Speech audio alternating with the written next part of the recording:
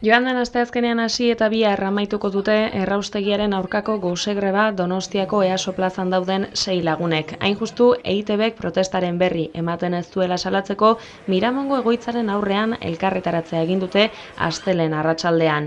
Zentsuratzen aritzea leporatu diote EITBri, erakunde eta agintari publikoen adierazpenen berri eman bai, baina erraustegiaren aurkakoen eta Gipuzkoako Foru Aldundiaren arteko gatazka ezkutatzen omen duelako.